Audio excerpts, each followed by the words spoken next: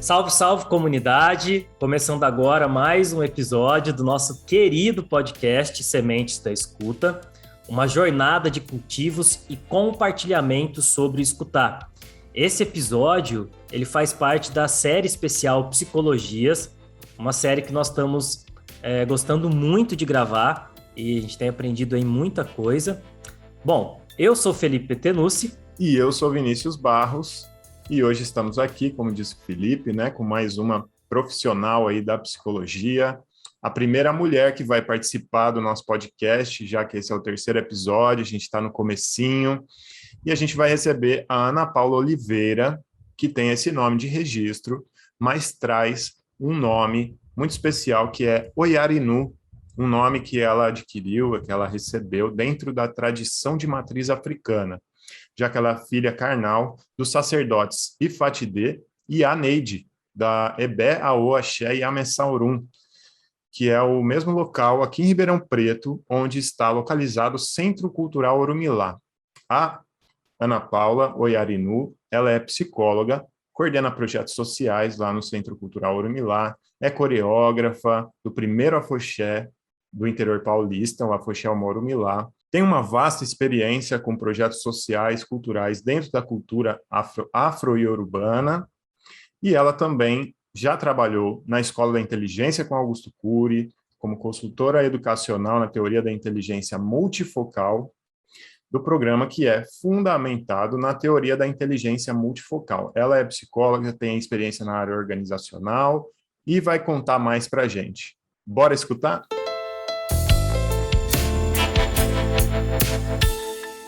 Bom, pessoal, então é isso. Hoje estamos aqui recebendo a Ana Paula de Oliveira, a Oyarinu.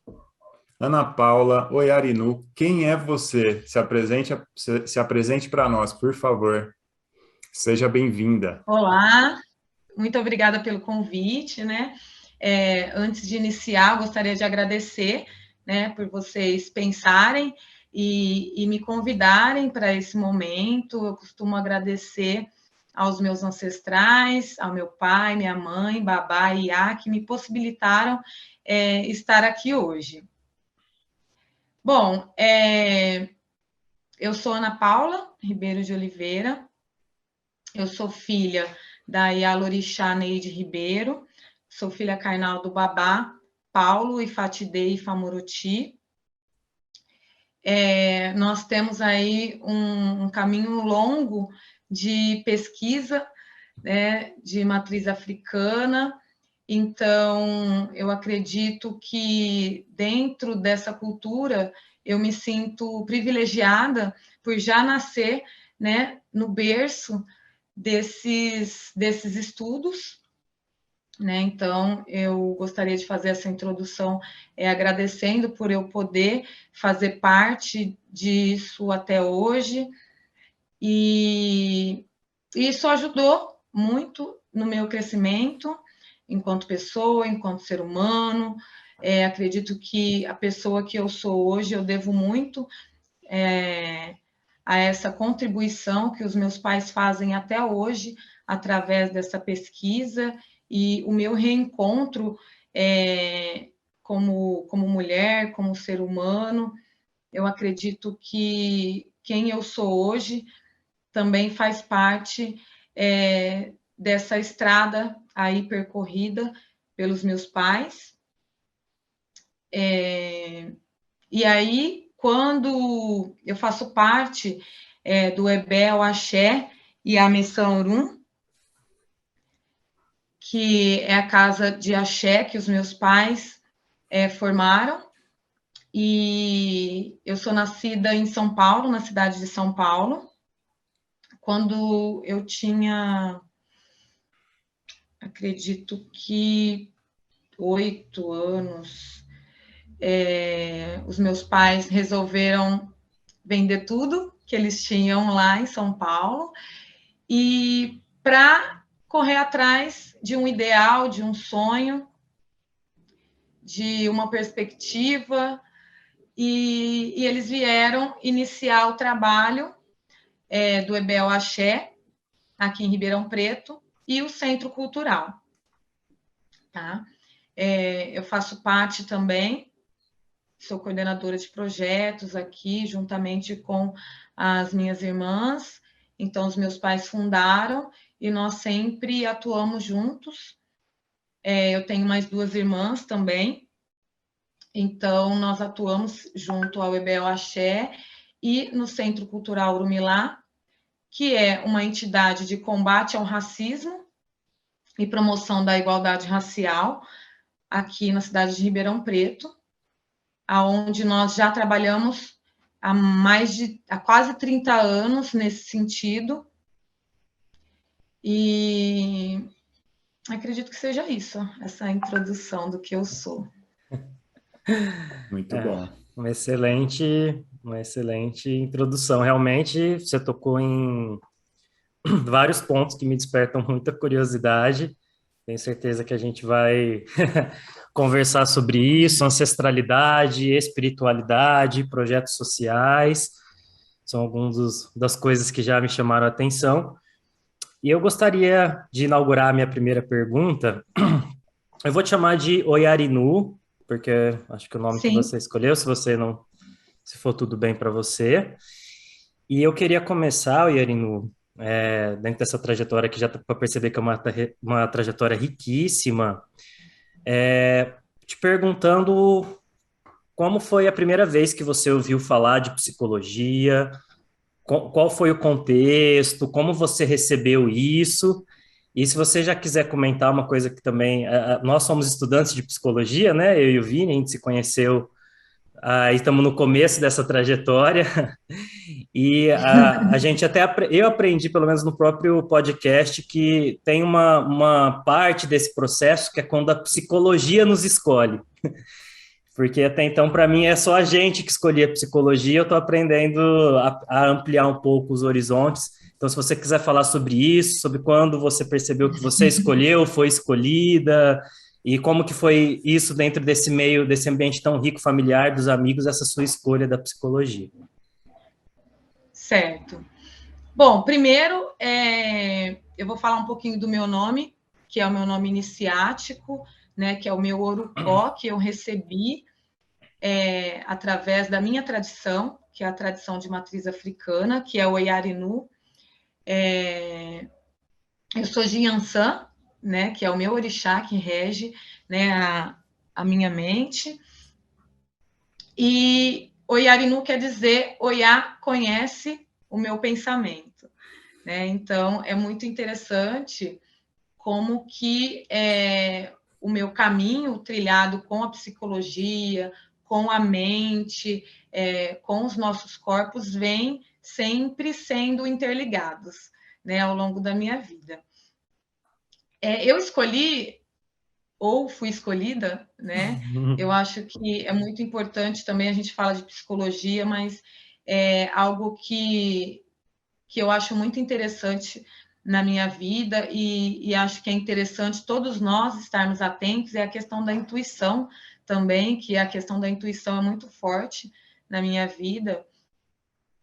Quando eu conheci a psicologia, o meu pai, ele é autodidata, mas ele é um leitor nato, né? Então, é uma pessoa que sempre leu muito, em casa sempre teve muitos livros, e dentre esses livros, ele lê de tudo, tá?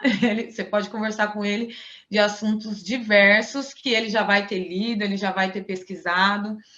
E numa dessas leituras, porque quando eu era muito jovem, eu gostava muito de escrever.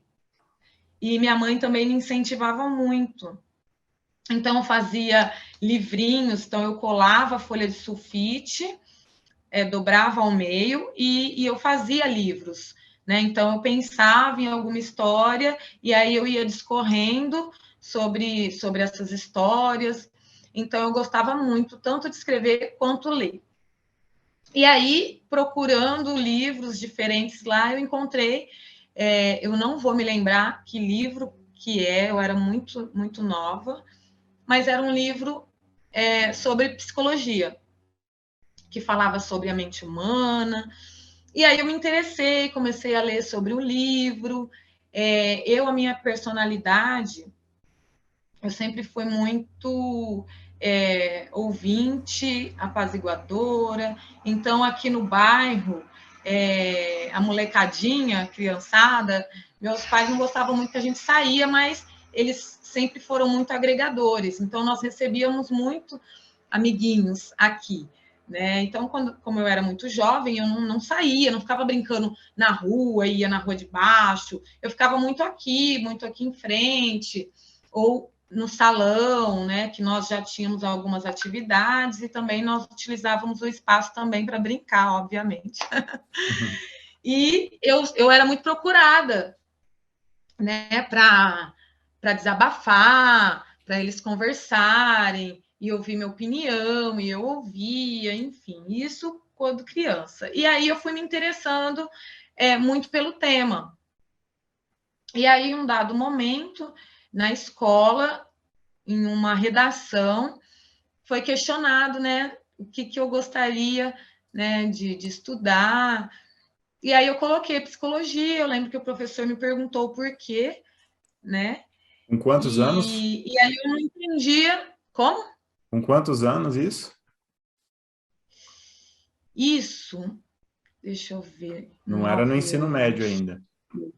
Não. Ah, Era ensino fundamental, fundamental 2. legal. Era fundamental 2, porque era aqui, eu lembro que era aqui ainda no Marinsec. Sim. Então, era fundamental 2. Eu não lembro muito bem que série que era, mas no início do fundamental 2. Uhum. E aí eu sempre soube, eu nunca mudei, nunca, né? Porque sempre tem aquele momento que a gente tem dúvida, ou começa a pesquisar e várias coisas você se identifica e tal. Eu não, eu sempre soube que eu ia estudar psicologia, né? E então, quando eu decidi, quando eu terminei, né, o ensino médio, que eu decidi fazer psicologia, aí meu pai ficou muito intrigado, porque ele não, ele era avesso a essa formação, né? Apesar dele ser autodidata, ele conseguiu aí ingressar em algumas faculdades, ele fez direito, fez história, né? E a preocupação dele era e eu já tinha toda essa bagagem, essa vivência, essa oralidade dentro da tradição de matriz africana. E aí nós sabemos, né, que quando nós ingressamos em uma universidade, né, muito embasado na educação e no conhecimento eurocêntrico. E até então, naquele momento, quando eu queria estudar e eu queria fazer psicologia, e era o que eu queria, e meu pai sempre foi muito questionador, não só na minha, de nós três, né? Sobre o porquê, né? O porquê. Eu lembro quando eu comecei, quando eu ouvia hip hop, eu que comecei a ouvir hip hop aqui em casa, e aí ele começou a ouvir as letras, e matar, e mulher de cela, e aquelas coisas, ele falou, tá, mas você quer ser o quê? Você, né? Você quer ser o quê ouvindo essas músicas, né? O que é isso, né? E aí eu sentei com ele, expliquei, fui pesquisar também, né? Eu lembro que eu falava para ele, a gente vai cruzar, tá, gente? Eu começo aqui, começo ali, mas depois eu volto. E aí eu falava para ele sobre o sistema, que a gente quer cobrar do sistema, o que a gente não concorda. Ele, tá, mas o que é sistema? Aí eu fiquei, o que é sistema? Na verdade, eu nem sabia, né? Mas eu já me identificava com aquele ritmo, e é algo muito intrínseco, né? E também o que fazia parte da realidade, né? Que tem tudo isso, né? A realidade ao meu entorno, eu como mulher negra na periferia, né? Então, aquilo tudo fazia sentido para mim naquele momento. E aí, quando ele me questionou, e aí eu fui conversar com ele em relação à minha formação também, porque eu queria estudar aquilo, né? E ele foi contra até quando eu falei, não, eu vou estudar, tá bom, você vai estudar, eu vou te ajudar, mas eu sou contra. Queria deixar registrado que eu sou contra. Eu convenci em parte, porque mesmo quando eu iniciei minha trajetória aí na universidade, ele era contra, e que foi uma trajetória bem complicada também, nesse sentido, até porque a gente tem uma ilusão, né, do que vai ser os nossos estudos, como que vai ser a faculdade, como que vai ser tudo isso, essa nova realidade, mas no dia a dia a gente vai percebendo que não é bem aquilo que a gente imaginava. Mas aí eu comecei mesmo, e eu comecei a ver, né, essa diferença mesmo, né, de tudo aquilo que eu acreditava e tudo aquilo que eu vivenciava e tudo aquilo que era aprendido dentro da instituição. Tá? Então, o pensamento eurocêntrico contrapunha muito aquilo que eu acreditava e aquilo que eu imaginava que eu iria aprender. E aí entrou o quê? O conflito. Né? Entrou o conflito interno, o conflito até do que eu já havia pesquisado, né? Porque aí você começa a estudar mais a fundo, né? E quando você vê ali só a teoria, na superficialidade, é muito diferente quando você começa a aprofundar e você começa a ver as diferenças de pensamento. E aí meu pai, ele, como ele sempre foi avesso, né? Ele sempre brinca quando ele vai discutir algum tema nas palestras dele, nas intervenções dele, ele sempre, porque aqui a gente tem a nossa biblioteca temática, então tem muitos estudiosos que vêm pesquisar sobre a cultura mesmo para fazer a conclusão de curso. Então vinham muitos estudiosos de psicologia, né? E aí ele sempre falava, nossa, esse pessoal me persegue, né? E aí eles procuravam muito ele, e aqui o Centro Cultural, e aí eu vou contar uma vivência, já que ele conta, eu sou psicóloga, mas ele sempre brincava comigo, né, também, psicorguinha, às vezes ele falava corguinha, eu ficava muito brava, mas depois... Psicorga. E aí, para a gente entender, né, o que eu falo, o que eu digo sobre essa diferença de pensamentos, né? Então, na forma prática, vieram alguns jovens estudantes já em formação, já prestes a formar em psicologia, ou numa pós, eu não me lembro. Mas eu sei que esses estudantes, eles vieram fazer a pesquisa deles em loco, né? Então, sempre as oficinas antigamente aconteciam aos sábados.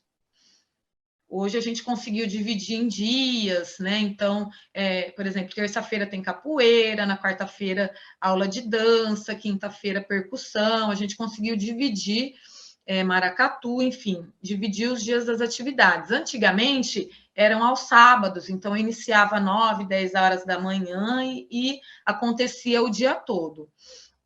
Nessa ocasião, além das atividades normais e o curso de língua iorubá, que meu pai sempre ministrou também, estava acontecendo a eleição do presidente de uma escola de samba. Então, tinha o pessoal de escola de samba também, tinha o pessoal da área da cultura, que estava acontecendo algum movimento cultural também.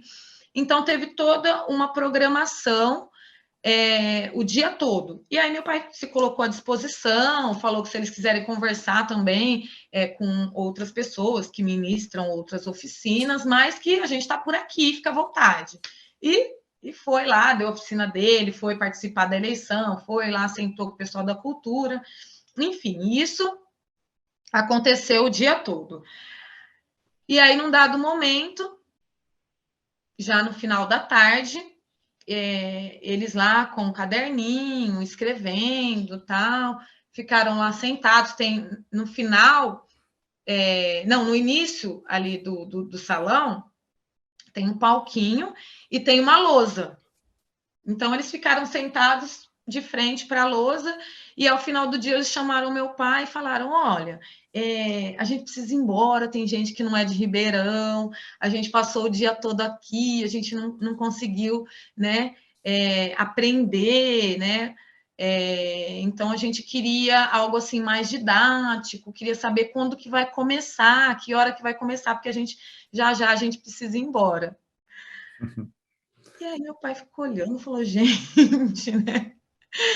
Eles ficaram o dia todo, aconteceu diversas atividades, poderiam ter entrevistado, conversado. Então, assim, eles estavam esperando que fosse algo de ensino cartesiano, né? Aquele negócio que você senta e alguém vai te ensinar, vai te explicar, né?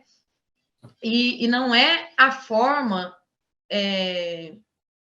Aí se dá, né, a diferença onde nós, né, do povo da diáspora, né, e de matriz africana, aprendemos, né? Então, nós aprendemos com todos os sentidos, né? Não só ali olhando, né? A gente fala também, eu trabalhei muito tempo também na área educacional, e quando nós aprendemos com todos os sentidos, né, dentro de uma sala de aula cartesiana, você não tem espaço, né, para você aprender com o corpo, para você aprender com todos os sentidos, né? Eu peguei o depoimento de uma professora e eu estava conversando sobre isso com ela, e ela falou, nossa, realmente, né, tinha um menino negro na sala de aula que ele era todo expansivo, então ele já entrava, né, ele era um acontecimento, ele já entrava dançando Michael Jackson, tudo, e aí ele entrava assim, a professora já, senta no seu lugar, fica quieto, fica olhando para a lousa, não pode perguntar, não é agora, eu que falo, eu que mando, né? Então você acaba que esse espaço, né, escolar acaba que sendo muito hostil para nós, né? Enquanto homens e mulheres negros nesse país. Muito bom Acabei, te né? escutar, oi Arinu, muito bom. E assim, eu ainda não comentei sobre isso, né? Mas somos irmãos, partilhamos desse espaço. Eu tenho muita satisfação em dizer que sou filho de Orumilá também, minha irmã, minha Iá, né? Oi Arinu. Então, vivencio um pouco dessa cultura, um pouco não, né? Bastante, posso dizer, pelo maracatu, pelo afoxé, pelo candomblé, pela tradição iorubá. Então, realmente tem bastante sentido, né? Tudo isso que você nos traz, para mim, tem muito sentido. Sou um homem branco e que aprendo sobre a tradição iorubá e sobre o meu papel também na sociedade, né? A minha experiência Sim. como homem branco num país com a história que tem, né? Com a população que tem. E para mim, assim, é fundamental, né? Um espaço de muito aprendizado, Centro Cultural Orumilá, Babá Paulo e Fatidê, Ianeide, que são referências Achei. da minha trajetória e cada vez mais, né? E você apresenta toda essa busca desde criança, sabia escutar as outras crianças, né? No seu ilê, no seu espaço sagrado, no seu quintal, né? Tão importante na cidade de Ribeirão Preto, que é o Centro Cultural Orumilá, e foi entendendo a sua relação com a psicologia, com a escuta, com o pensamento, com o sentimento, com a emoção, e escolheu, mesmo com todas as adversidades, até dentro de casa, né? Com papai que questionava muito, testou a febre ali mesmo para ver se ia seguir esse caminho, e seguiu, né? Sim. Entrou na faculdade de psicologia. E como que foi, né, também trazendo toda essa experiência, essa visão de mundo, essa cultura, ingressar numa faculdade de psicologia, com todo esse viés que a gente sabe que a faculdade tem, né? Como foi a relação com os docentes? Como que foi essa estrutura que você mesmo descreveu agora, falando da criança negra que entra na escola e entra numa estrutura de poder que muitas vezes castra a criança ou reprime, e na faculdade também não é diferente, né? Uma estrutura de poder, epistemológico, uma estrutura de poder também econômico, né? E como que foi essa experiência lá dentro da faculdade? Bom, antes de mais nada, né, foi bom você fazer essa introdução, porque é muito importante nós termos essa irmandade, é muito bom tê-lo, né, aqui no nosso ILE, temos você correndo aí na luta junto com a gente, isso é muito importante para nós também, né? Axé. E já entrando e falando como eu me deparei, né, com essa outra realidade, porque é muito diferente, né, quando a gente está aqui dentro desse mundo, né, crescendo e vivenciando essa cultura no dia a dia, ouvindo falar sobre essas diferenças, ouvindo falar sobre o racismo, né, não tem como falar da minha trajetória sem eu falar do racismo. E aí, quando você sai para a sociedade, né, você vê na pele, né, você sentir na pele. Isso é muito difícil, apesar de que mesmo quando criança, nas brincadeiras, enfim, eu já vivenciava isso. Quando você entra em uma instituição de ensino, a gente sabe que o racismo ele é estrutural, né? Ele está nas estruturas. Mas é muito difícil você, mesmo se preparando, você se deparar com isso, né? O meu primeiro impacto com essa diferença entrando, né, ingressando na universidade, foi primeiro em relação ao pensamento, né? O pensamento africano, que eu já conhecia, contrapondo o pensamento europeu, que a gente começou a se aprofundar ouvindo, né? Como era a mente, o que eles pensavam, né? Quando a gente fala de Descartes, por exemplo, que ele fala penso, logo existo, né? A gente fala, nossa, né? Como que rege esse pensamento? É um pensamento muito individualista, né? Partindo do pressuposto do pensamento africano, né? Porque nós acreditamos que eu só existo porque você me reconhece, porque vocês me reconhecem, né? Então acreditamos que não há existência sem uma coletividade. Então isso é a cerne do nosso pensamento, é a cerne do pensamento africano. E aí a gente começa a estudar o iluminismo, né? Que era ali por volta do século XVII, né? Que também é um contraponto, né, entre a razão e a emoção, e aí esse momento, né, de estudo e do pensamento iluminista, né, que eles desejavam clarear, iluminar a sociedade europeia que se encontrava nas trevas, né? Então, esse pensamento fala da razão, né? Um pensamento racional que deveria substituir o misticismo, né? Ou seja, eles viam a sociedade como se a humanidade estivesse fragmentada, né? Esse que era um pensamento da branquitude, né? Fazendo a minha releitura aqui, que era uma guerra de braços entre a razão e a emoção, né? Como se isso não pudesse andar juntos, né? E aí esse conceito individual, né, de dominação dos corpos era o que começou a me intrigar, né, dos pensamentos. E aí eu falo um pouquinho, sempre contrapondo, do nosso ponto de vista, né, do ponto de vista da perspectiva africana, e o conceito de humano, de ser humano, porque a gente vem de uma perspectiva aonde o ser humano tem uma origem divina, né? O ser humano, o ser humano, os animais, a natureza, né? Faz tudo parte de uma compreensão de divindade, né? Isso dentro do nosso ponto de vista, que parte de uma totalidade espiritual, que vai compor realmente o universo, né? O ser humano, os animais que são sagrados para nós, a natureza, né? É sagrado para nós. Então,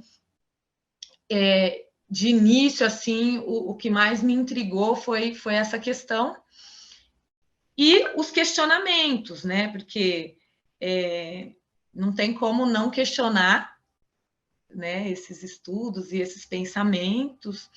Então, muitos professores ainda não estavam preparados para esses questionamentos.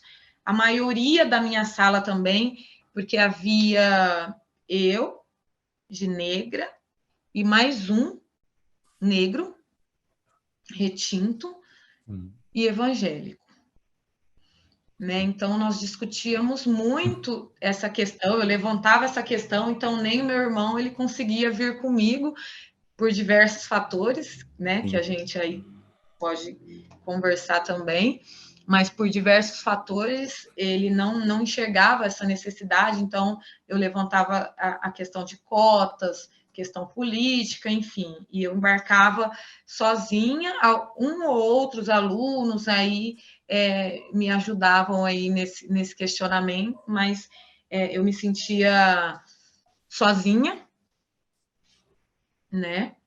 Esses dias eu vi um post falando que, questionando, né? Você como negro, né? Você está em algum espaço de poder ou em algum espaço de trabalho, quando você vê que você é a única negra no espaço, você se sente sozinho ou privilegiado, né? Sim. E aí é um questionamento também. Eu me sentia sozinha. Mas, por outro lado, eu também estava sendo privilegiada porque eu estava tendo acesso a algo que todos deveriam ter acesso. Com certeza. E aí, a minha trajetória dentro da universidade, eu lembro que num dos meus trabalhos, né? Num dos meus trabalhos, eu escrevi sobre essa temática, obviamente. Não, primeiro, eu queria fazer um trabalho sobre essa temática e eu não foi aceito. Uhum. Né? Não foi aceito, briguei e tal, eu ia acabar ficando sem nota, e aí eu acabei fazendo um outro trabalho, até porque era trabalho em grupo, né? E aí a maioria queria falar sobre álcool e drogas, e aí eu queria falar sobre a questão racial, mas aí eu era sozinha ali, eu perdi, o professor também não queria, enfim, eu perdi essa batalha, porém não a guerra. Eu falei, não, eu vou fazer ainda, nem que fosse só na minha conclusão de curso, mas eu vou fazer. E aí eu discorri, escrevi sobre a introdução, entreguei para a professora, aí ela riscou todo o meu trabalho, riscou tudo de vermelho, e quando eu fui pegar para ver se havia sido aprovado ou não, ela estava questionando quem havia escrito aquele trabalho, porque ele estava muito bem escrito e eu não seria capaz de escrever daquela forma. Né? E aí eu falei, ok, então me dá aqui. Não, ele vai ficar comigo. Eu falei, não, me dá aqui. Aí eu peguei ele todo rabiscado, fui lá na sala da coordenação. E aí falei, olha, aconteceu isso, né?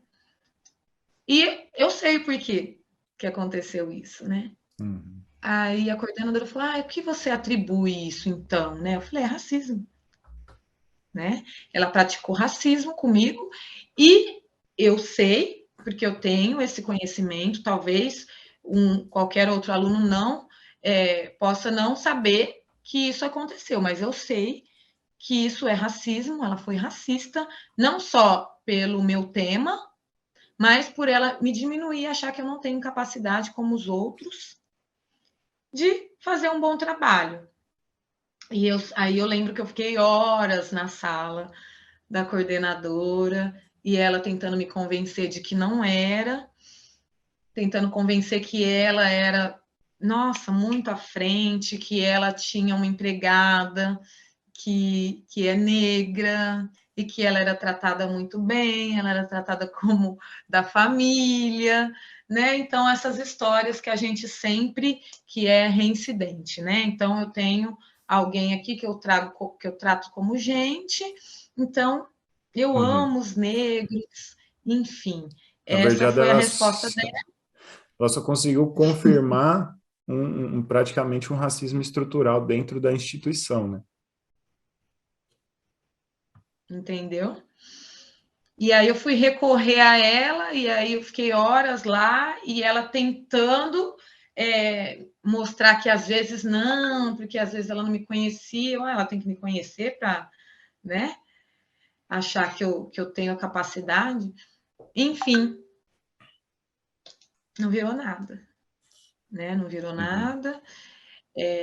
Mas eu consegui, né? Eu consegui fazer o trabalho, eu fiz a minha conclusão de curso, eu levei o meu pai para fazer, né, o debate, a introdução lá no teatro, no anfiteatro, com todos os alunos, na semana, né, de conclusão, enfim. Eu persisti, coloquei meu amigo negrão junto comigo, vem cá, vem cá que você vai fazer comigo, Bom demais. né? E ele fez comigo, né? Somos amigos até hoje, ele continua lá na igreja, tudo bem, mas ele teve um entendimento maior da causa, né? Então, durante o curso, né, eu conversei muito com ele em relação a isso e a tudo que perpassa, né? Uhum. Dentro da nossa cultura, dentro da estrutura, dentro da sociedade. E aí ele se tornou um parceiro meu também, assim como alguns professores também que me ajudou aí nessa empreitada, que eu tenho professores que vieram conhecer o Centro Cultural, que se tornaram meus amigos, minha amiga, né? E aí eu agradeço por ter pessoas que nos deem a mão e consiga entender de forma ampla, né, a nossa luta.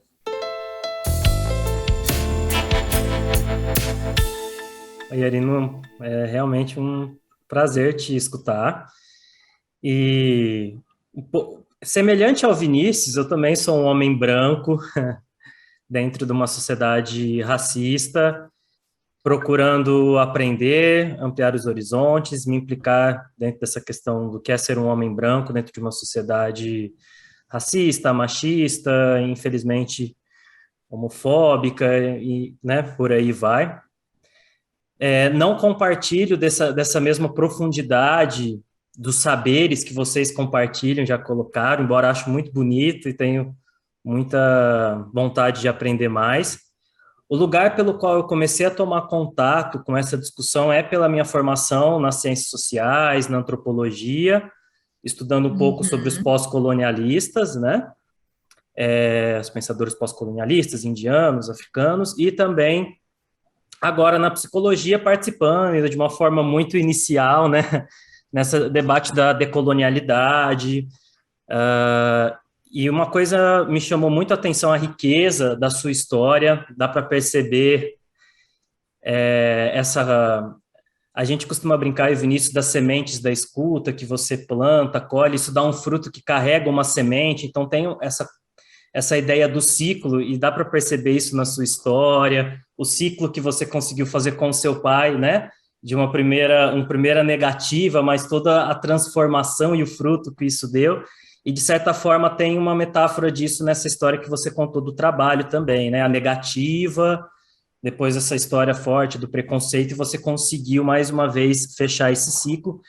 E eu gostaria de te perguntar, sem me alongar muito, mas é que você traz um conteúdo muito rico, né? E fica difícil a gente reduzir, enfim, acho que é bom a gente aprofundar, sobre essa questão paradigmática que você traz, e esse pensamento ocidental, branco, cartesiano, né? Essa ciência que parece que é uma ciência esterilizada, né? Que você falou de que separa razão e emoção, esse pensamento dualista que vai separar o que é o saber científico e que são os saberes populares ou saberes tradicionais, que é uma divisão paradigmática que, ao meu ver, também é muito preconceituosa, que a gente poderia entender isso de um outro lugar, de um lugar talvez como Paulo Freire tentou trazer, de que são, na verdade, pensamentos complementares que dialogam, que se enriquecem, né? Então, saberes tradicionais indígenas, africanos, saberes populares, me interessa muito essa trajetória de quem cria pensamento fora desse meio acadêmico, que eu acho que é um mito, achar que só tem conhecimento na universidade, né? Há outros espaços de criação de conhecimento. Mas, especificamente, como ele foi lidar com isso, você já falou um pouco no processo de formação, mas agora na sua atuação profissional. Se você quiser comentar qual é a abordagem que você segue e nos inspirar, eu quero aprender um pouco mais te escutando, como a gente pode enfrentar, e você que é uma especialista em superar desafios, como que a gente pode enfrentar esse desafio paradigmático na nossa atuação profissional, né? Enfim, não sei se ficou muito confuso, mas queria te perguntar isso. Não, deu para entender, e aí antes de discorrer sobre isso também, eu queria falar, você falou um pouquinho sobre você, sobre a sua formação, e, enfim, sobre seus estudos, né? E eu acredito que é muito importante você partir desse pensamento de que você também faz parte da sociedade, dessa sociedade que como você disse, racista, machista, misógina, enfim. E você faz parte dessa sociedade, né? Então você também faz parte disso tudo.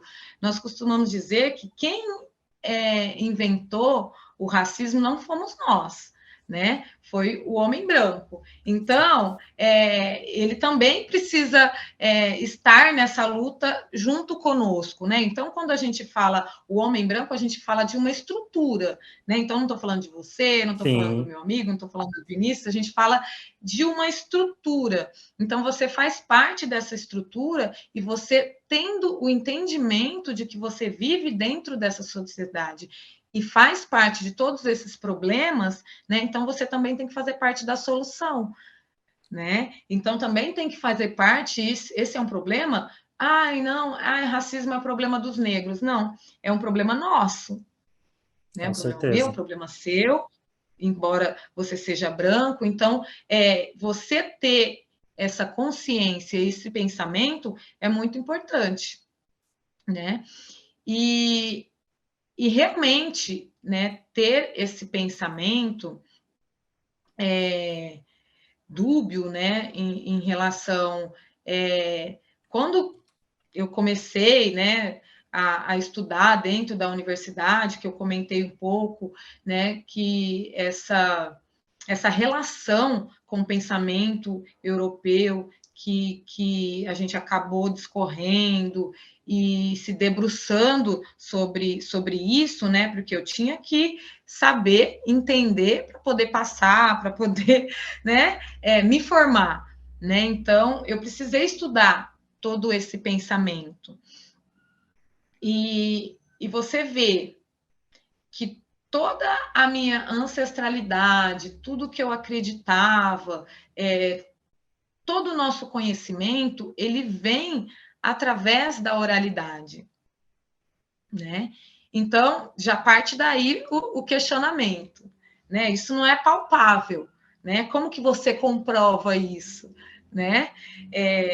Essa formação, essa educação, esse pensamento, esse modo de viver, essa filosofia de vida, né? Que é passada de forma oral, né? Os conhecimentos medicinais, né? Minha mãe, por exemplo, ela não tem formação acadêmica, né? Mas ela é uma especialista em folhas, em curas, né? E aí eu vou desmerecer o conhecimento dela, né?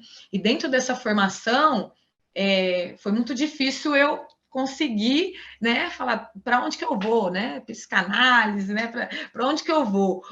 E eu simpatizei muito com os estudos junguianos, né? Que está muito próximo do nosso pensamento, né? E também fala dessa... Ele também estuda, né, essa questão espiritual, né?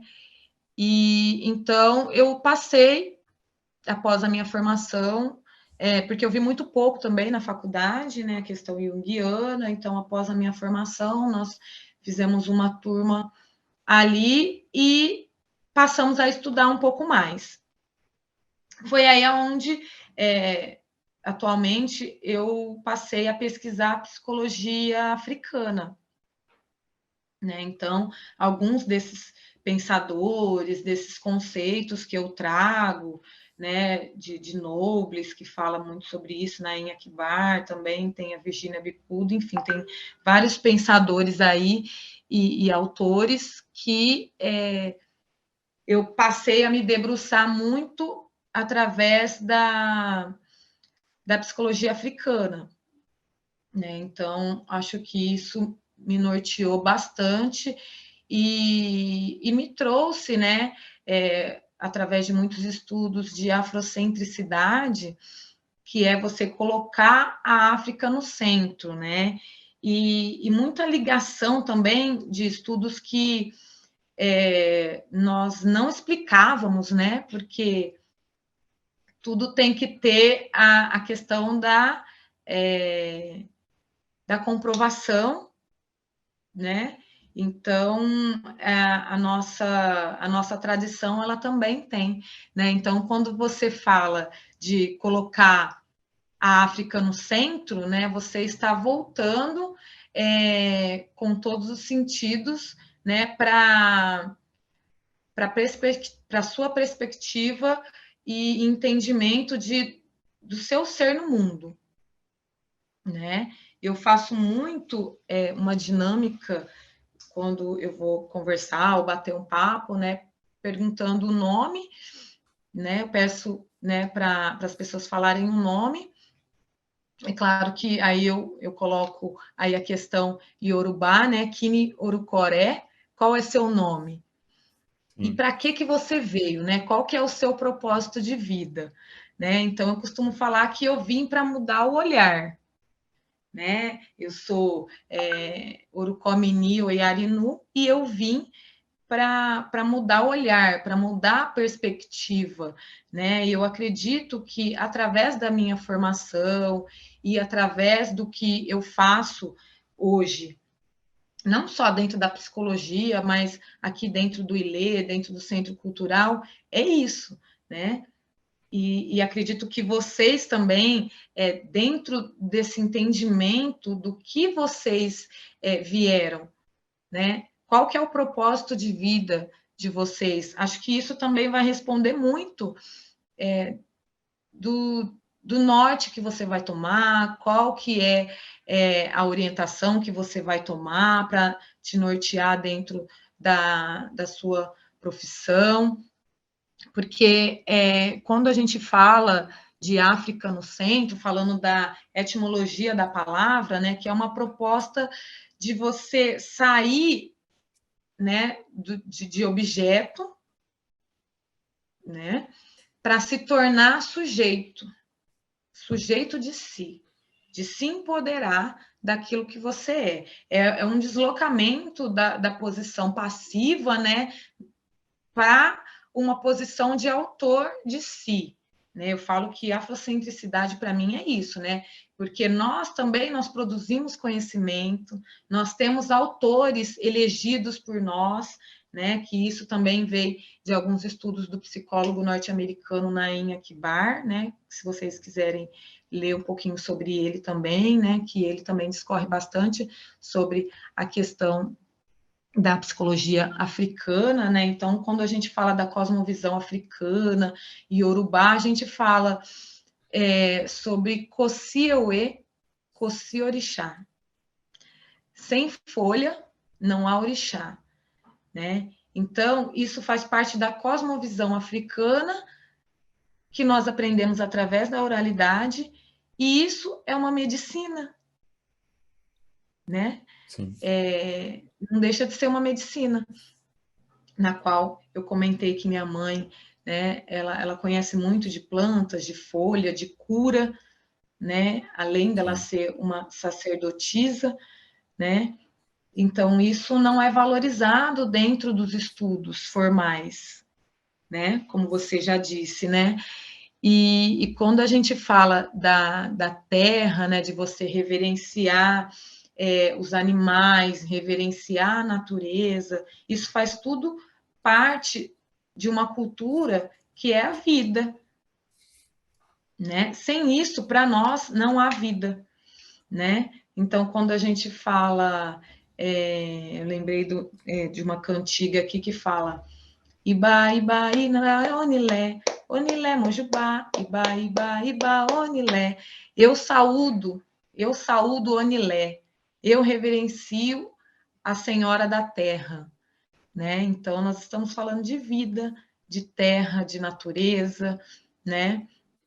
Então, isso faz parte da minha essência, né? E o meu reencontro com a minha ancestralidade, né? Então, eu convido vocês também a se reencontrarem, né, com a sua história, com a sua ancestralidade, com a sua verdade, com a sua cosmovisão, né, com a sua visão de mundo, cruzando com o seu propósito de vida, né? Então, você fazendo esses questionamentos, você vai saber, né? No início da nossa conversa, eu falei que eu valorizo muito a intuição, né? Então, eu simplesmente fui e ouvi a minha intuição, e aí eu cheguei até aqui, né? Mesmo passando por esse percurso todo que eu passei dentro da universidade, questionamentos com meu pai, aqui dentro de casa, né? Que realmente a preocupação dele era esse conflito, né? Com essa dualidade de pensamentos opostos, né? O pensamento eurocêntrico contrapondo o meu pensamento, né? A cosmovisão africana, o pensamento africano, né? Então, eu sempre segui, claro que as orientações, a educação que eu recebi, mas sempre ouvindo a minha voz interior, né? Ouvindo a minha intuição. Não sei se eu consegui responder. Muito bonito. Excelente. Então, obrigado. Excelente. Obrigada. A gente está muito feliz de estar escutando você, Oyarinu. E que você bom. trouxe uma coisa que me remeteu a algo que eu ouvi, né, num outro podcast da Margareth Menezes, que é uma mulher negra, baiana, uma cantora, um ícone da música brasileira e mundial, né? Que é muito conhecida também, reconhecida fora do Brasil, e ela falou uma coisa muito semelhante. Ela falou, quando ela estava falando, enfim, sobre o racismo, ela falou do propósito, propósito de vida. Ser uma mulher negra lhe deu um propósito de vida, e é maravilhoso ter um propósito de vida, né? E aí a gente estava ouvindo, né, você falar, e pensei, a profissão é um meio, ela não é um fim, né? E ela é um meio de estabelecer a prática do seu propósito de vida. E me parece que o seu propósito de vida como mulher negra, além de ser uma escutadora aí desde criança, então uma pessoa com uma sensibilidade altíssima, é também promover essa luta. E como que foi na prática ali, seu primeiro emprego, depois esse desdobramento profissional? Conta sobre essa experiência, que eu tenho certeza que tem muita coisa interessante aí também. Bacana, nossa, admiro muito a Margarete Menezes. E nada pôde me parar do meu propósito. Eu passei por diversas experiências, né? Que mais lá na frente eu vou falar um pouquinho sobre isso, que é um pouquinho da minha relação com a psicologia preta, com o que eu passei, que fala um pouco da construção do pensamento e da identidade, né? Então, a identidade, nesse processo, foi muito importante para mim, para não causar maiores sofrimentos e trauma, né? E que poderia ter causado traumas, né? Vocês que são da área da psicologia também, grandes traumas dentro da minha trajetória. Após a minha formação, antes de eu me formar, eu já trabalhava meio que na área de RH. Então, eu auxiliava no processo de contratação de pessoas e eu liderava uma equipe. E aí, depois, quase no finalzinho da minha formação, falei, bom, eu preciso procurar algo já na minha área. E aí eu comecei a procurar algo na minha área. Eu trabalhei no CACAV, que foi estágio, na verdade. Eu consegui um estágio e eu fiquei 1 ano trabalhando lá, né? O CACAV, vocês sabem, né, que faz acolhimento, né, de crianças e adolescentes em situação de risco. Então, era ali no Campos Elíseos, e eu acredito que a minha formação dentro do ILEI, dentro do Centro Cultural, me auxiliaram muito mais nesse processo em lidar com as crianças e com as pessoas ali do que propriamente a minha formação. Apesar de que eu não estava formada ainda, era meu penúltimo ano de faculdade, mas para lidar com aquela situação, maioria da criança e adolescente são negros, o tratamento, né? Porque quando a gente fala de instituição, até a questão de você lidar com aquela situação é institucionalizada, né? Então, se normalizava tudo ali dentro daquela instituição. Então, todos que trabalhavam ali já estavam com esse entendimento. E aí, eu lembro que tinha uma criança que ela surtava. Então, ela surtava, ninguém chegava perto, aí ele pegava, queria jogar as coisas, né? E aí, as pessoas ali que trabalhavam ali lidavam com ele como marginal. E eu já lidava como um ser humano, né? Então, sentei, fui conversar com ele, fui acalmando ele. Eu lembro que quando a Iná, que está com 14 anos, ela fez o aniversário dela de 1 ano. A Iná é a minha sobrinha, ela tem 14 anos, ela é filha da minha irmã mais velha. Uhum. A Iná, que é um nome que ela passou pelo ritual de Icomode AD, que é um ritual que é o dia de dar nome ao recém-nascido, né? O nome para nós, da tradição, o nome é muito importante, que é aquilo que ele carrega para o resto da sua vida e ele tem que ter um significado importante. Então, é o ancião, a pessoa mais velha da família que tenha a possibilidade de dar, né, que tenha um cargo, ele vai dar o nome a essa criança, e a criança vai ser a primeira a ouvir o seu nome. Então, a minha sobrinha, ela chama Iná, que quer dizer resumo da riqueza, e ela é uma riqueza nossa mesmo.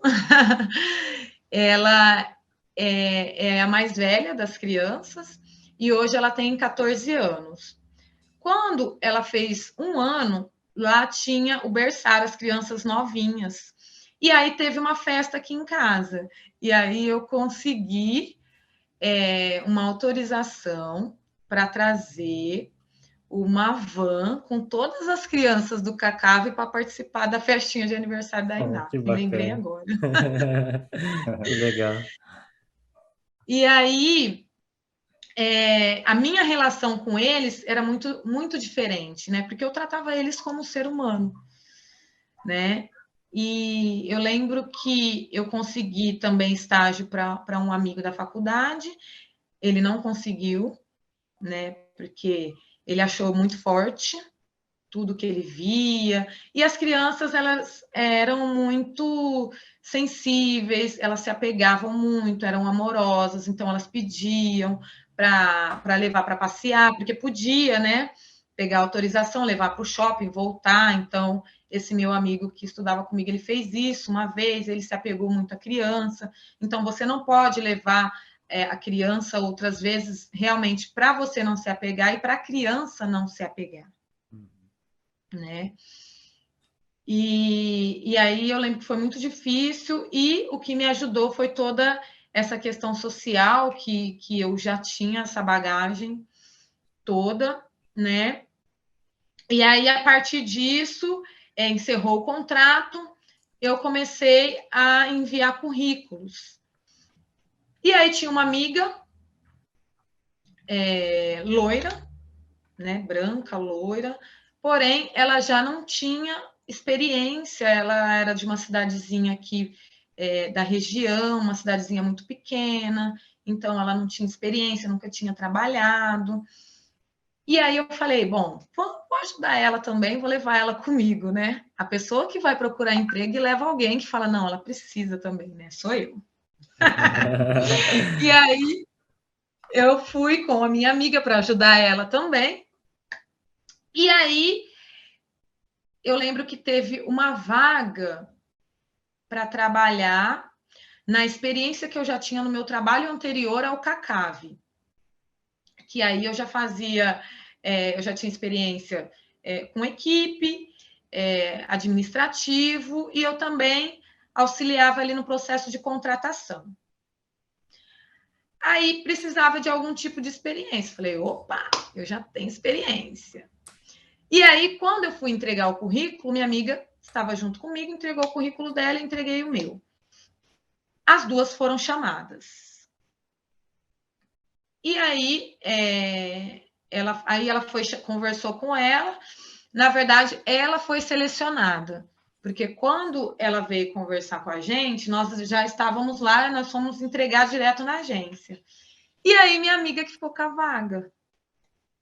E a exigência era a experiência, né? E aí eles queriam contratar, era uma contratação urgente, porque a agência tinha um volume muito alto, né, de contratações, então já ia começar, tipo, no dia seguinte, né? E aí nós já estávamos lá, vamos lá conversar com a analista de RH, e aí minha amiga foi contratada, né? E aí eu fiquei pensando, aí eu fiz essa leitura, falei, poxa, né? Eu mais para frente eu fui trabalhar em RH também. É o pré-requisito da vaga, né? Você ter a experiência. Eu tinha a experiência, mas ela tinha a aparência. E aí ela ficou com a vaga. Eu falei, amiga, vai lá. Vai lá que eu vou continuar tentando.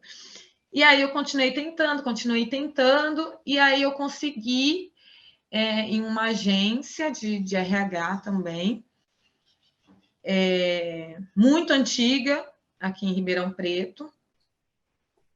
E aí, falei, bom, bacana, um salário bem abaixo, eu era recém-formada, mas eu precisava entrar no mercado, né?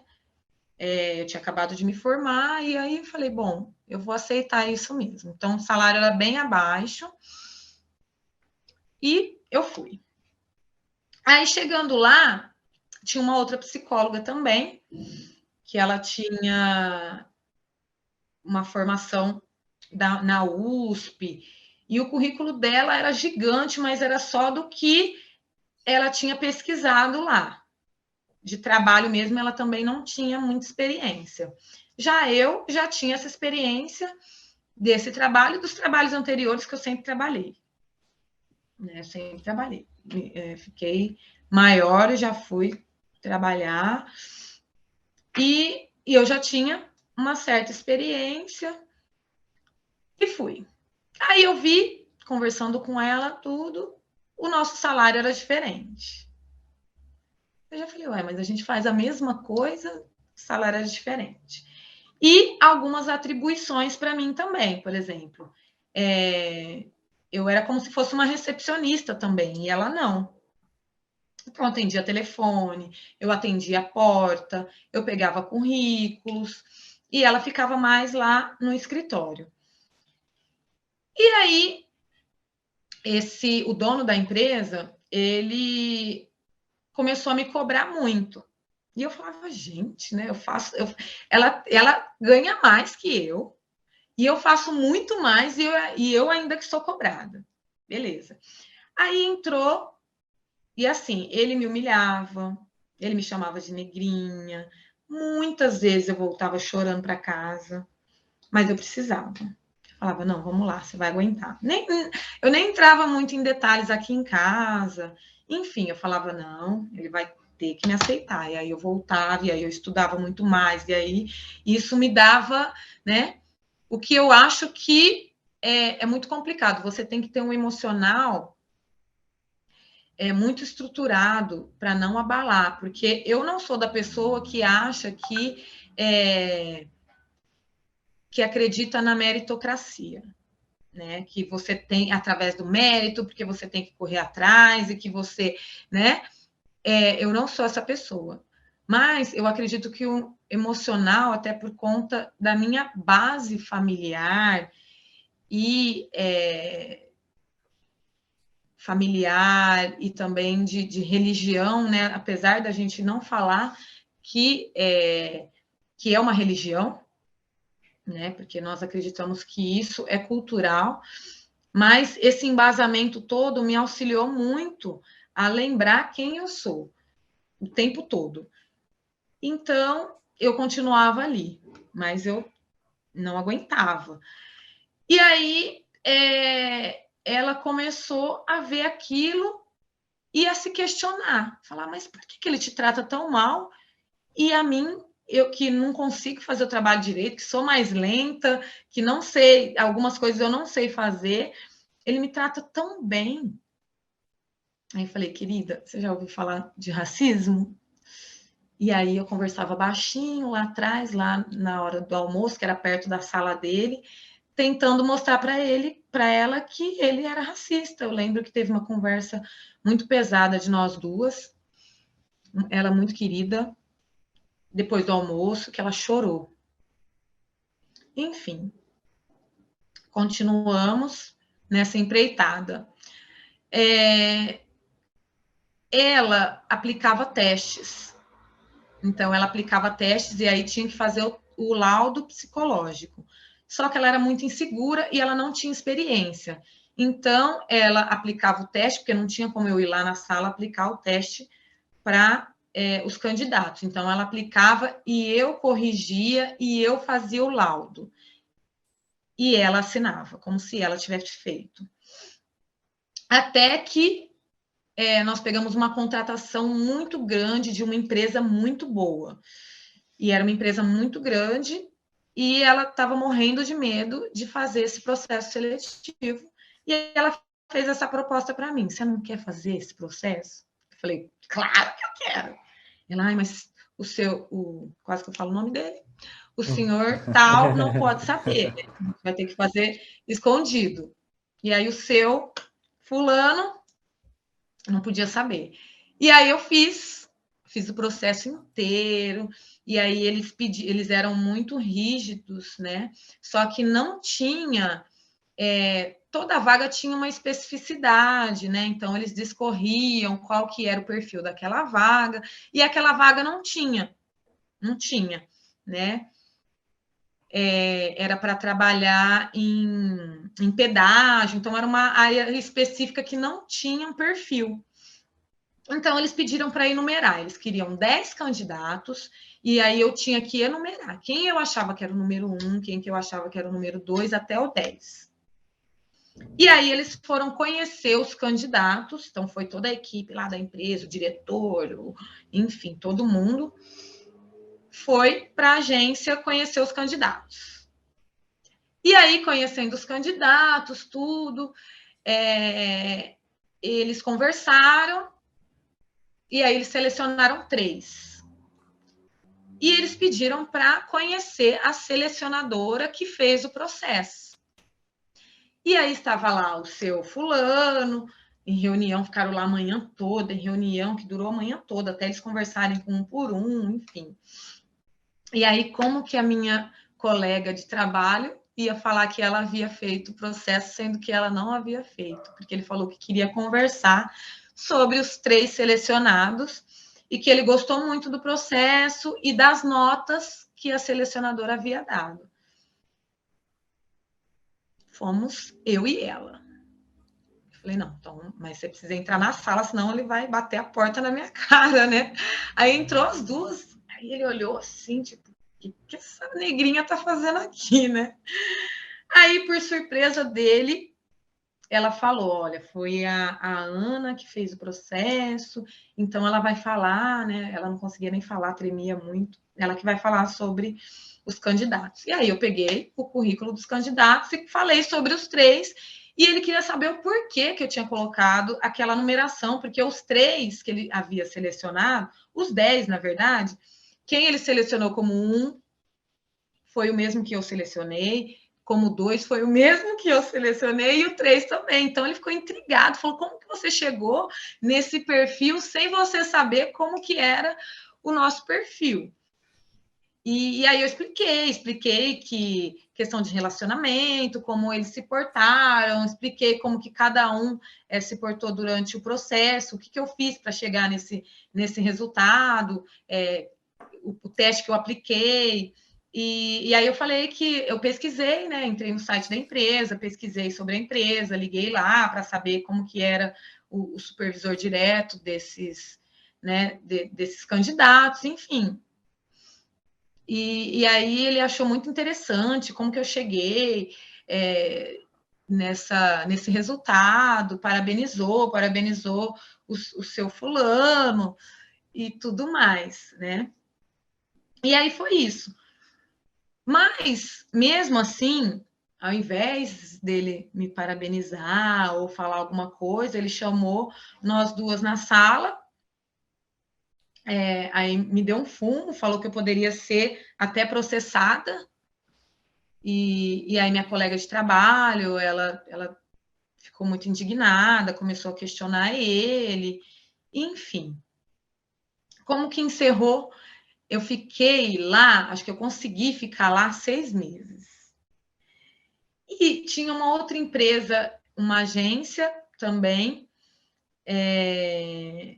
era uma agência de RH, só que lá era diferente, era uma agência de recolocação profissional, eles faziam headhunter, então, inclusive, ela fez, né, caça-talentos comigo, né, porque ela tinha o meu currículo, e ela entrou em contato com essa agência, e como eu fazia atendimento telefônico, secretária, eu atendi ela, eu falei que eu iria entrar em contato para fazer, ela colocou uma vaga fictícia, porque o pai dela tinha um hotel, então ela fingiu que ia contratar o hotel, porque ela queria um perfil específico de psicóloga. Então, ela queria uma psicóloga, mas que tivesse um bom atendimento, um bom relacionamento, que também pudesse fazer comercial para ela e visitar os clientes, né? Então, era um pouco comercial, ela queria algumas experiências específicas que tinha no meu currículo, mas ela queria saber como que eu era. E aí, eu atendi ela, retornei tudo, e aí ela gostou, e aí ela me chamou no particular e fomos fazer uma entrevista. E aí, como eu sabia que ela estava, né, fazendo esse caça-talentos, né, estava me roubando de lá, eu dei uma valorizada no meu passe, né? Eu estava louca para sair de lá, estava, mas ela não precisava saber, né?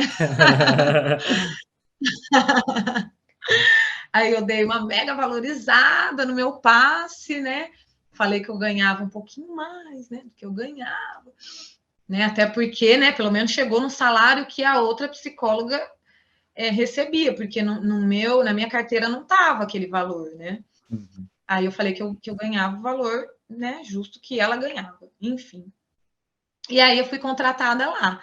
Aí quando eu fui falar para ele que eu estava o deixando, ele falou para que eu não roubasse ele, né? Que eu fosse, mas que não era para roubar ele, não, e que ele ia pedir para uma funcionária antiga supervisionar, né, quando eu fosse pegar as coisas. Nossa, aí eu falei, não, senhor fulano, pode ficar tranquilo que eu não vou roubar o senhor. Até porque lá a gente não atende operacional. Lá é só cargos de alto nível, então os seus clientes não vai atender, tá bom? Obrigada. E saí da sala. Que é isso, hein? Eu sei que, por fim, essa funcionária mais antiga, ela montou um RH sozinha, levou os clientes dele para lá e me chamou para trabalhar com ela. Aí eu falei, aí, ó. E ele achando que eu ia levar os clientes dele. E aí foi assim, superação atrás de superação. Eu fui para essa agência, então lá a dona da empresa era psicóloga, então ela confiava muito em mim, muito no meu trabalho. Então eu abria, eu fechava a empresa, eu ficava com o carro dela para visitar os clientes. E aí ela foi fazer um curso em São Paulo, então tinha um cliente muito grande que ela ia atender. Só que como ela foi para São Paulo, ela falou, olha, pode vir daquele jeito, né? Toda linda, maravilhosa, porque fulano de tal vai fechar com a gente. Só que ele quer ter uma conversa comigo para eu apresentar como que é a nossa metodologia de trabalho, né? Enfim. E aí o cliente foi lá, eu fui atender o cliente e o cliente falou: cadê ela? Ele falou: então, ela está em São Paulo, eu que vou atendê-lo, né? Então, gostaria que, por favor, entrasse e conhecesse a nossa agência. Ele não deu um passo à frente da porta, ele não quis entrar. Inclusive, ele deu um passo para trás quando ele me viu e falou: não, tudo bem, eu falo com ela quando ela voltar. E aí ele foi embora. Aí eu comentei com ela e ela sempre muito, muito atenta a essas questões. Ela entendeu o que havia acontecido. Né? Ela ficou muito brava, muito transtornada, não acreditava que ele havia feito isso, que ele não quis que eu o atendesse, né? E aí, uma das minhas histórias aí profissionais, né? Então, eu tive muita persistência, né? Eu acredito que o meu ori, né? Que o meu ori é que é a minha cabeça interior, né? Que me ajudou a trilhar todo esse caminho com sabedoria, com paciência e também com saúde emocional, né? Porque, como eu falei no início, né? Eu dei uma resumida, né? É claro, mas todo esse percurso que a gente percebe, né? A gente percebe, uma vez eu estava conversando com o Vinícius, a gente percebe não só nas falas racistas, né? A gente percebe no olhar, a gente percebe na forma como a pessoa se porta, no gesto, no corpo, né? Então, eu costumo dizer que só uma pessoa negra mesmo, que consegue sentir, absorver esse olhar, é que vai saber o que é isso, né? Então, é uma linha muito tênue, né, entre a sanidade e a insanidade, né? Porque para você se traumatizar com esses episódios é muito fácil, né? Uma coisa muito bonita que você traz, que dá para perceber, que é a questão da espiritualidade, da ancestralidade, que também é um tema que me pega muito. Eu, alguns anos atrás, fui conhecer o xamanismo, a ayahuasca e algumas outras medicinas indígenas, e quando comecei a cursar psicologia, fiquei pensando em como trazer tudo isso para dentro desse debate. E você fala, desde o começo aqui da nossa entrevista, de uma forma de existir no mundo por inteiro. E eu fiquei pensando nisso, na questão da escuta. Como que é, a escuta ela não se resume ao que é falado, embora você tenha falado da importância do falar na tradição da oralidade, mas essa oralidade ela também vem pelo gesto, pelo exemplo. Eu acho que também tem essa analogia do escutar por inteiro, né? Você estava falando disso até no próprio preconceito, num olhar, num gesto. Então, eu acho que tem essa questão da sensibilidade, como o Vinícius já falou, nesse processo da escuta, e também, dentro desse contexto, dizer da importância da espiritualidade, inclusive como algo que já incorporou o conceito de saúde da Organização Mundial da Saúde, do OMS. Então, dentro de todo esse contexto, Yarino, é difícil, eu queria te perguntar tantas coisas, estou tentando sintetizar. Me desculpe ser um pouco prolixo. Imagina. Gostaria de te perguntar, você que é uma escutadora desde sempre, né? Você trouxe isso que eu achei também muito bonito. A primeira vez que você se sentiu escutada, dentro dessa ideia de ser escutado por inteiro, dessa ideia de que, também trabalhado num livro que eu li recentemente, até um presente do Vinícius, Palhaço e o Psicanalista, que fala dessa ideia de conseguir fazer com que o outro se escute. E eu acho que isso é muito forte, principalmente para grande parte da parcela da sociedade que passa por esse processo de invisibilidade e de não escutamento, né? Então, qual é a primeira vez que você se sentiu escutada? E se você quiser também falar de uma experiência que você teve de escuta que foi marcante para você. E como aproximar os estudos da psicologia da espiritualidade?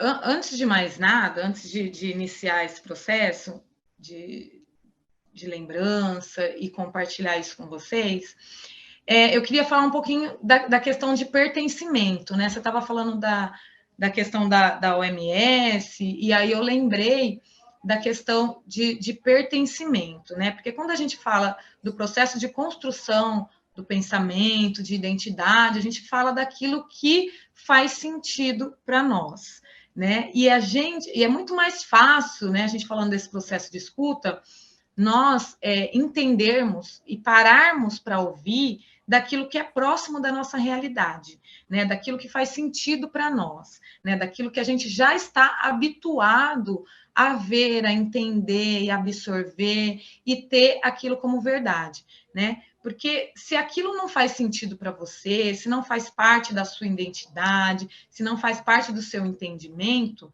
é muito difícil você, como o outro, né? A gente falando aí da questão de se colocar no lugar do outro, né? Eu trabalhei, o meu último trabalho foi na Escola da Inteligência como consultora educacional, na educação socioemocional, né? Então, quando a gente fala de educação socioemocional, a gente tentava trabalhar e fazer alguns resgates, né? Daquilo que a gente aprendia em casa, daquilo que a gente vivenciava, tudo que eu tentava passar, né, para o corpo docente, tanto para os alunos ou para as famílias, que eu também conversava com as famílias, né?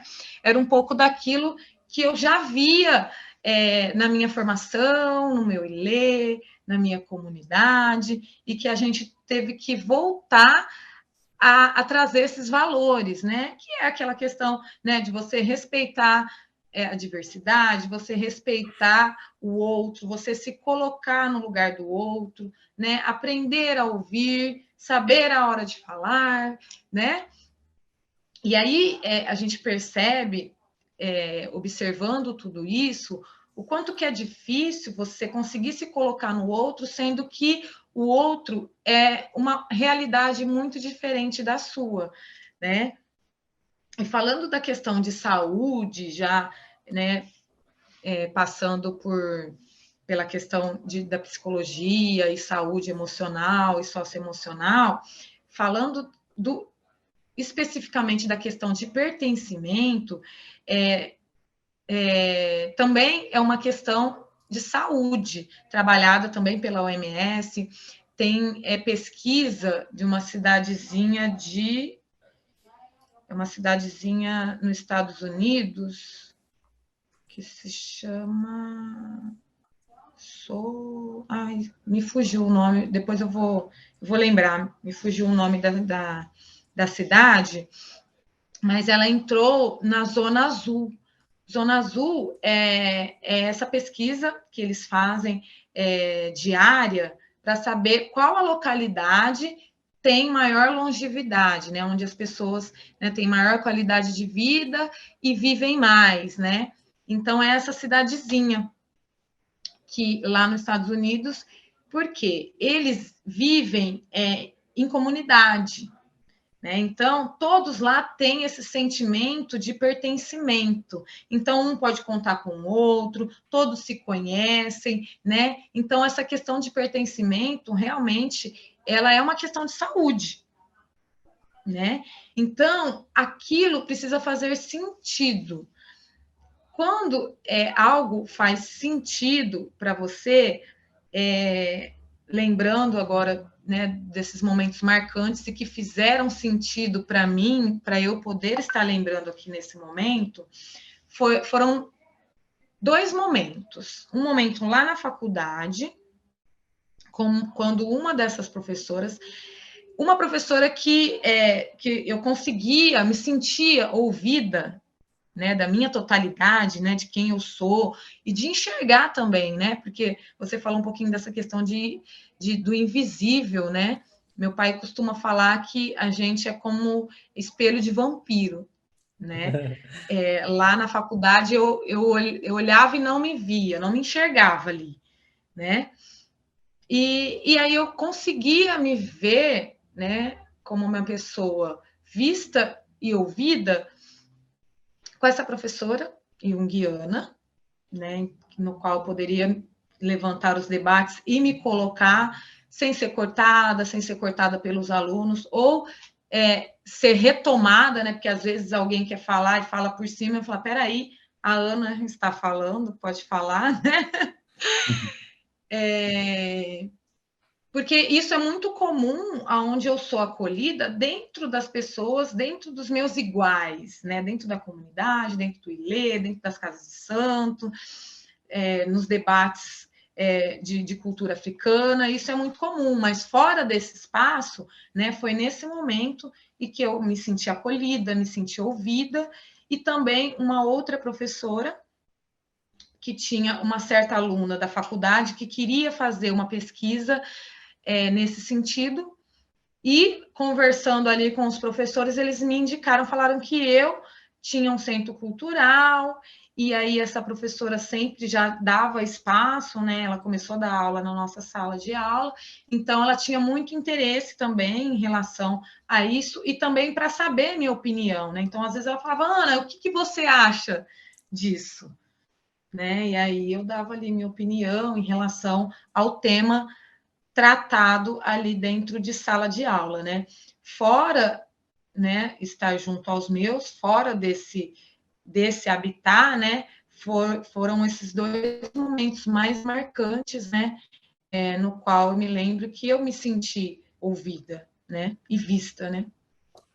Muito legal que essa trajetória, né, dentro da psicologia, tanto na formação quanto nessas primeiras experiências profissionais, existiram momentos tanto da experiência do racismo, de uma violência muito intensa ali, sofrida por você, mas também algumas pessoas um pouco mais sensibilizadas, né? Então, teve essa Sim, professora, devem ter tido colegas também, teve essa outra psicóloga, uma mulher branca que se percebeu num lugar de privilégio, talvez, tenha tido uma percebi. mudança de consciência, e depois uma pessoa que te contratou e que também teve essa percepção, né, de se colocar ao seu lado numa situação de racismo. Então a gente percebe que está ao alcance da pessoa branca estar mais preparado para escutar a violência, né, para escutar o racismo acontecendo, para escutar o seu próprio racismo. Afinal de contas, nós brancos somos educados numa cultura racista. Então a gente não pode ler um livro, ouvir uma pessoa falar, participar de um debate e se sentir desconstruído. Não é assim que funciona, né? A cultura, ela é introjetada na gente e ela é subjetiva. A gente não tem total domínio sobre o que a gente pensa, sobre o que a gente acha. E às vezes isso, como você mesmo colocou, transparece num olhar, né? Numa forma de olhar, numa forma de tratar, né?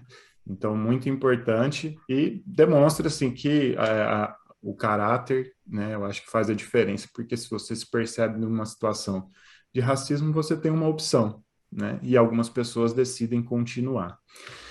Oi, É uma Arinu, a gente... decisão. É uma decisão, né?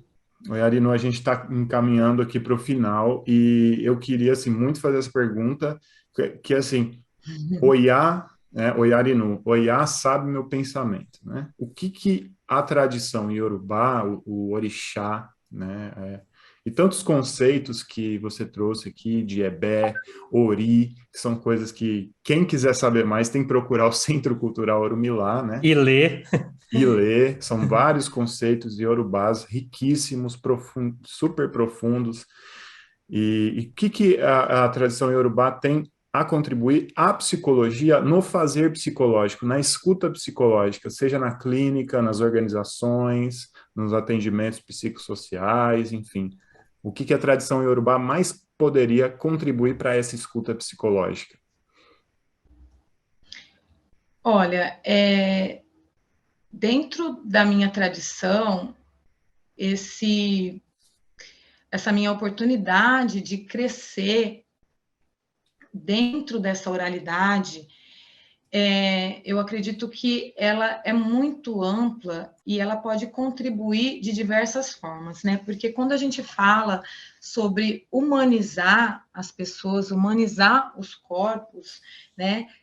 Você ter esse pensamento que se você não existe sem a coletividade, eu iniciei falando isso, né? Eu só existo porque você me reconhece. Tem uma grandeza de sabedoria que ele pode auxiliar para que nós possamos ter uma sociedade melhor, um mundo melhor, pessoas mais humanizadas, pessoas mais respeitosas, né? Já dizia, né, na formação do mundo, né, quando foi formado os seres humanos, que todos nós pegamos o nosso ori, a nossa cabeça interior, no mesmo lugar. O que nos difere é o caráter, né? Então, ele também passa pela formação do caráter, né, de como você vai escolher o seu caminho, quais serão as suas melhores decisões, né? Você aprender e a se orientar pelo seu caminho da sua intuição também, né? Então, através da cultura africana, de matriz africana, nós temos diversos pensamentos e na qual a sociedade, nós sabemos que hoje em dia 50% da população tem ou vai desenvolver algum transtorno psíquico. Quando a gente fala da questão de pertencimento, a manifestação de matriz africana, ela é tão ampla, né, que quando a gente fala desses processos de cura, né, dentro da nossa tradição também, nós trabalhamos também com o ritmo, né? Naim Akbar, ele fala sobre a manifestação do ritmo, da musicalidade africana, que ela é também um dispositivo de reconexão, né? Então, essa reconexão do nosso povo, mas qualquer pessoa que, enquanto povo, pode se reconectar com a sua ancestralidade, né? E identificar esse processo de cura e entender que esse processo de cura, ele não é quadrado, ele não é fechado, que ele pode ser ampliado e pode haver isso, esse processo de diversas formas, né? Também é uma contribuição de um pensamento e uma identidade da cultura de matriz africana, né? Então, procurar identificar o porquê desse sentimento do não eu, o porquê desse trauma, o porquê que o cerne desse problema, eu acredito que a tradição de matriz africana tem muito a contribuir, né, para que nós possamos viver numa sociedade mais harmônica, né, numa sociedade que tenha equidade, né? A gente sempre fala sobre buscar igualdade racial, mas essa questão da equidade, né, que é você levar em consideração todo esse processo aí histórico que assola o nosso país. Essa noção de pertencimento que você traz também me parece ser uma chave importante de uma questão mais profunda que eu acho que parte desse processo de cura que a gente precisa avançar, que é esse pertencer por inteiro, não ser dividido, não poder pertencer. Parece, né, que em alguns lugares a gente só pode estar se for para escutar, não para ser escutado. Então, acho que nessa noção de pertencimento que você trouxe, estar por inteiro, né? E, então, escutar e ser escutado faz parte desse processo. E gostaria de te perguntar, então, afinal, o que é escuta? O que é escuta? Isso. Bem na lata, né? Eu vou tentar eu vou tentar sintetizar aqui o que eu imagino que seja escuta, né? Escuta é você conseguir adentrar e pedir licença para abarcar no mundo do outro, né? Porque você escutar o que o outro está dizendo é você entrar no mundo alheio, né? Então, resumidamente, né? Eu acho que é você pedir licença para você adentrar no mundo do outro. Então, agradeço, Oyarinu, por partilhar com a gente essas experiências de vida, quantas coisas boas você nos trouxe hoje. Espero que todo mundo tenha gostado, que nos escutou hoje. Semente da Escuta. Agradece, Oyarinu. Fica aí o nosso abraço para você.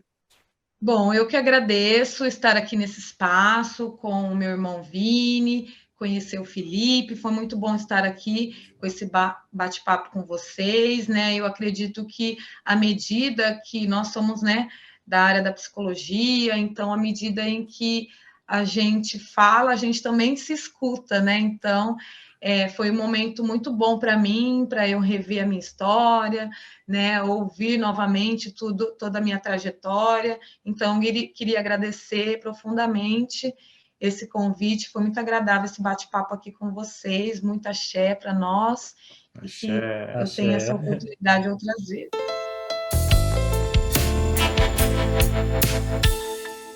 É isso aí, pessoal. A gente curtiu aí mais um episódio, né? Foi um episódio incrível. Eu gostei demais de escutar o Yarinu. Ela traz muita potência na sua fala, muitos conceitos, ensinamentos, muitos caminhos, acima de tudo, que a gente pode trilhar. Caminhos novos, uma ampliação, né, da nossa visão. Foi muito legal. Gostei bastante. E aí, se você quiser, enfim, saber um pouco mais sobre tudo isso, tem umas formas aí de entrar em contato, né, Vini? É isso aí. Siga nossas redes, Sementes da Escuta, pelo Instagram, siga-nos pelo YouTube, Spotify. Se quiser entrar em contato, manda um e-mail para a gente pelo sementesdaescuta@gmail.com. A idealização e coordenação do podcast é minha, Vinícius Barros, e do Felipe Petenucci, meu grande irmão. A trilha sonora é do Marcos Máximos e a identidade visual de Cami Vince. Obrigado pela escuta e até o próximo episódio.